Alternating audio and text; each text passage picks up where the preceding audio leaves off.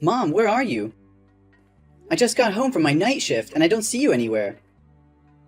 You don't normally get up this early, do you? Huh? Who's that? Mom, are you okay? It's me, Calvin, your son. Calvin? Oh, Calvin, my dearest baby. Why are you texting me now? Shouldn't you be going to school now? Mom, I finished high school a week ago. I only need to attend the graduation ceremony in the next few days, so there's no need to go to school anymore. Oh, I see. Why are you texting me now? Shouldn't you be going to school now? Mom, you just asked the same question and I just answered it. Are you sure you're really okay? Oh, really? I just didn't pay much attention. I think I'm still not fully awake. Then why are you texting me? I just wanted to ask where you are. What do you mean you're not awake? Are you hanging out with some friends you made recently and getting drunk again? Well, it's almost the same thing. Mom, are you drinking on an empty stomach again? Seriously, I haven't seen you eat anything lately. The dinner I prepared you last night before going to work is still on the table. Oh, I'm fine. It's just that I don't feel very hungry these days. It looks like you haven't showered for a few days, have you? I just collected the dirty clothes in the bathroom to wash. But I didn't see any of your dirty clothes. And you've been wearing the same clothes for the past 3 days. Are you really okay? I'm losing my patience with you, Cal. Quit nagging me. Worry about yourself, Calvin. I told you, I'm fine. Calm down. I'm just asking if you're alright. It's impossible to have a conversation with you. Well, good, because I don't feel like talking. But really, Mom, you have to take care of yourself. What you're doing is very unhealthy. Why are you acting like my parent? I'm the parent here. Well, obviously, the roles have changed. I'm taking care of you now. Nobody asked you to take care of me. You're not the man of this house. You're just a kid. Okay, I'm graduating and turning 18. I'm the only man in this house since my dad passed away 5 years ago in a hit and run. It carries some weight. Look, I'm just trying to help out. Oh, I feel so free. And I love my kid. Okay, since we're talking about school, are you still coming on next Friday? For what? Calvin, you're messing up my chill. God, it's annoying. The message alarm just keeps ringing. For my high school commencement. Well, I don't know. I'll try. I might be busy, though. I might. It's the ceremony for my high school graduation. I have to give my valedictorian speech because I'm the honor student receiving a scholarship from a top university. Ugh, Calvin, seriously, it's not a big deal. What's the problem? This is a big deal! Mom, what's wrong with you? You were just excitedly talking about, oh, my baby's graduating 1 week ago. Now it's not a big deal with you anymore? Okay. Whatever you want. We'll talk about this after you get home. By the way, I just got my salary from my part-time job today. So I've saved up enough money to pay my tuition fees for the first year and still have some left over. So tonight, we're going out for a meal to celebrate. I'll treat. Oh, the college money thing? I was gonna talk to you about that too. Oh, you don't have to worry. I've already saved enough money. Next year, I'll continue working part-time to earn more money for the next year's tuition. You don't need to worry about that.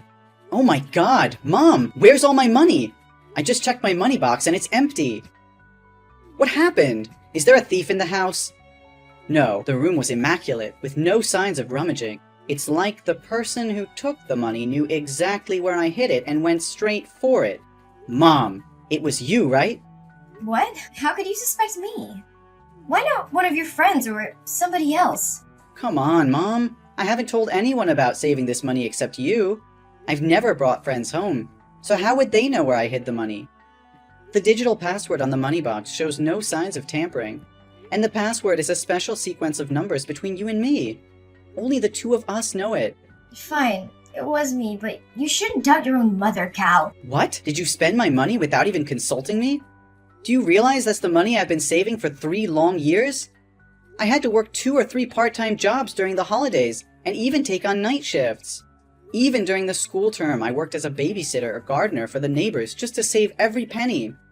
I know our family's financial situation isn't good, so I worked tirelessly to save that money for college without burdening you. But now, why did you take all that money? Oh, baby, I know how hard you've worked. But you see, I just got laid off by my company and I'm unemployed now. Yesterday, one of my friends introduced me to a highly lucrative job opportunity. But since I didn't have any money saved, I borrowed from you temporarily to invest. What? You took all of my hard-earned $8,000 to invest in a job based on a promise from a friend you've only known for a few days? How could you do that? What is that job? How can you be so sure it will be profitable? Are you sure they're not trying to deceive you? Oh, don't you worry. I've been through this job before. You can trust me. Within just 1 month, the money I borrowed from you will be returned and multiplied many times over. It'll be more than enough to cover your tuition fees for all 4 years of university. We won't have to worry about finances anymore. What? How can any job generate that much money in such a short time? Are you absolutely certain they didn't mention those figures just to deceive you? Don't worry. I swear on everything I hold dear, this job will transform our lives. But right now I have to go and secure the merchandise. We'll talk about it later. Mom, slow down. We need to think this through before jumping in. This is our last remaining savings. Mom, please, answer me. Don't make impulsive decisions that could ruin us. Hey, Cal, have you delivered all the packs I asked for? My customers are placing more orders, so I need to go and import more goods to sell. It's incredible. It's only been 3 days and I've already doubled my profits. Yes, Mom, but I'm really curious. What are you selling that has so many people buying it at such high prices? Each small pack is worth a few $100s. And your customers? They make me really worried. I see students, elderly individuals, and even some rough-looking people with tattoos. Mom, why can't you tell me what you're selling? Since the day you started this business, you've always locked your room and never let me in. Isn't the packaging on the outside of the packs clear enough? Doesn't it say tonic for the soul? You can read, right, Cal? It's just something that brings happiness, comfort, and an escape from the harsh reality. There's nothing to worry about. The product is just quite expensive, so I lock my room to prevent theft. You're overthinking things. Mom, I'm not buying it anymore. I've checked all the pharmacies around here, but I couldn't find any such supplements. Besides, you don't have a pharmacy degree or any knowledge of chemistry to be selling medicine. Mom, let's be honest, what are you really selling? Also, the people I've been delivering to lately bear a striking resemblance to you. They all have needle marks on their arms, just like you. What are you talking about? Needle marks? You're spouting nonsense. Mom, there's no need to hide anymore. I've already seen it. These days, whenever I'm at home, you wear sleeveless tops or jackets, even in the middle of summer. I became extremely curious and suspicious, as if you were hiding something. Do you remember 2 days ago when I unexpectedly came home? You took off your jacket, but when you noticed me, your immediate reaction was to cover your biceps. But I saw it, Mom. I even found a needle stained with blood in the trash bin. You're being overly sensitive. Those marks on my hands are simply mosquito bites. Needles? Syringes? They certainly aren't mine. Some scoundrel must have thrown it in our garbage bag. Mom, are you kidding me? So now you expect me to believe that someone broke into our house just to throw a used needle in the trash? What kind of excuse is that? It's more absurd than anything I've ever heard. Ugh, sometimes I wish you weren't so intelligent, Cal. Fine, I know that what I'm about to say will change the way you look at me for the rest of your life. You'll judge me, criticize me, and stigmatize me. I'm sure of it. Mom, what's going on? Why does it sound so serious? I promise, no matter what it is, I'll always love you and stand by your side. Well, let's see. I'm an addict, Calvin. It's been going on for the past 3 months. Those times I said I was looking out for a job, there were actually moments when I was buying drugs and getting high on a street corner before returning home. And those times I said I was out drinking with new friends, they were the people selling me drugs. And I was high until you texted me. What? You're using drugs? How is that possible? You've always taught me that drugs are poison, that they destroy the human body in the most dangerous ways. You warned me never to listen to friends or anyone who suggested trying them. Not even once. You said addicts are selfish, self-centered, useless, and beyond help. How can you be like this now? It must be because of those bad friends you've made recently. Give me their addresses, and I'll make them pay. No, Calvin. It's not their fault, it's me. I couldn't control myself, and I relapsed. All those terrible words I used before. They were words I had for myself. I wanted to change, to be a good mother, but in the end, I fell back into that sinful path. What? A relapse? But have you ever used drugs before? Why haven't I noticed any signs all these years? Yes, Calvin, that's right. It's a secret I wanted to take to the grave so you wouldn't have to know.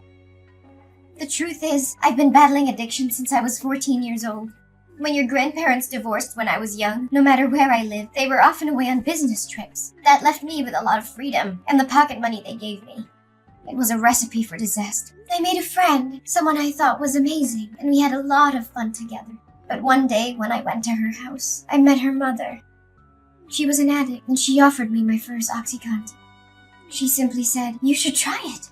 And what happened? Please tell me you refused. I wish I did, honey. But I was curious at the time, so I took a pill.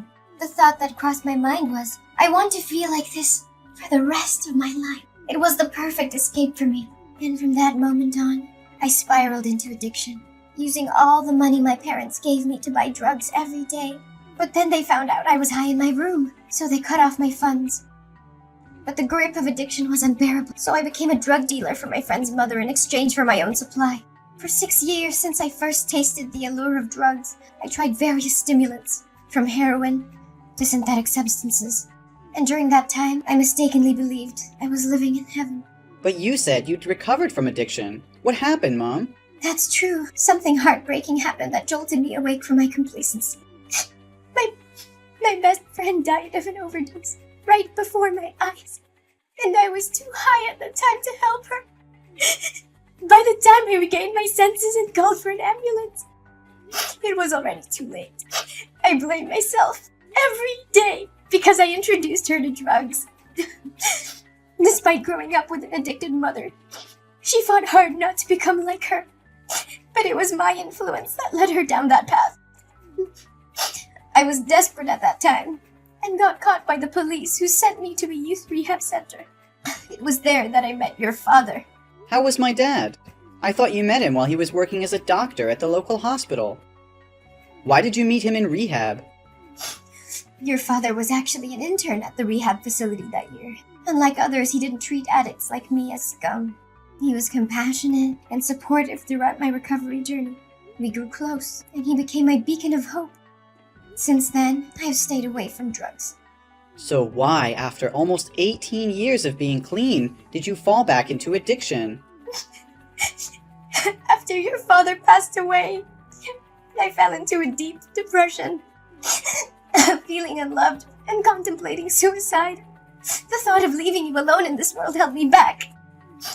The pressure of making money and the constant feeling of failure as I couldn't achieve financial success left me exhausted. Finally, being fired from my job was the last straw, and I completely fell apart.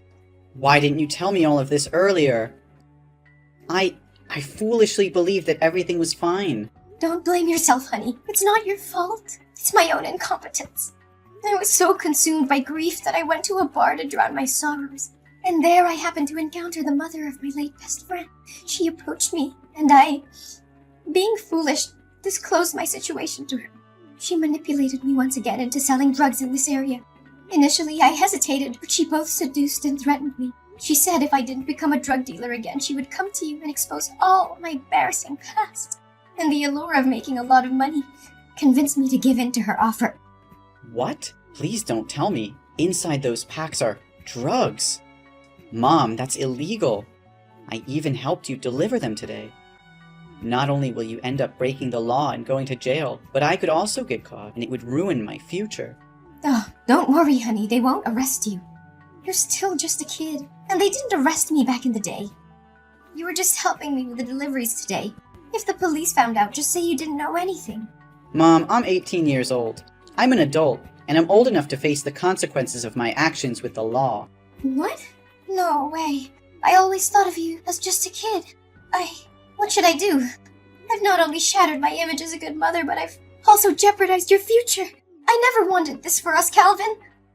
I never wanted to be an addict, but I couldn't escape its clutches. I'm so sorry for failing you, for failing as a mother. I know it's unforgivable, but I did it out of desperation. The addiction consumed me and I lost sight of everything else. I thought I could handle it, that I could hide it from you and protect you from this darkness. But I failed, and now everything is falling apart. Mom, I can see the desperation in your eyes, but giving up is not an option. We can't let despair consume us. We have to fight for a better future, for your well-being, and for our relationship. We need to confront this head-on and seek help. Rehab can provide the support you need to overcome your addiction once again. Calvin, I just don't see a way out of this darkness. The weight of guilt, shame, and the realization of the pain I've caused is crushing me. How can I ever face myself, let alone society? I know it feels overwhelming right now, but we can't let despair dictate our choices. We have to confront the consequences of our actions and seek help. It's the only way to break free from this cycle and find redemption. Redemption? Do you really believe it's possible for someone like me? I've betrayed everything I stood for, everything I taught you. How can I ever make amends for that? Mom, redemption is not about erasing the past or pretending it didn't happen. It's about acknowledging our mistakes, taking responsibility, and committing to change. It won't be easy, and there will be obstacles along the way, but it's a journey worth taking. But what about society? They will never forgive me. They will always see me as an addict, a failure, a burden to society. They view us as criminals, as failures. Even if I go to rehab, who will hire me afterwards? Who will give me a chance? I'll be forever labeled as an addict. How can I face their judgment, their scorn? Society can be harsh, Mom, but there are also compassionate people who understand the struggles of addiction. Besides, you still have me. I'll always be here and accompany you like my father did with you. We can find a path where you can heal and rebuild your life without constantly living in fear of judgment. I want to believe, Calvin. I want to believe that there's still hope for me, for us. I'll try. For you. For our future. Please help me find the way out of this despair. Mom, that's all I could ever ask for. Together, we'll find the help you need, the support you deserve. Mom, where are you? Mom? The hospital just called me and said you ran away. Where did you go? You just escaped death. Calvin, I'm sorry. I'm really sorry. I couldn't contain myself. I never wanted this, Calvin. I never wanted to go down this path again.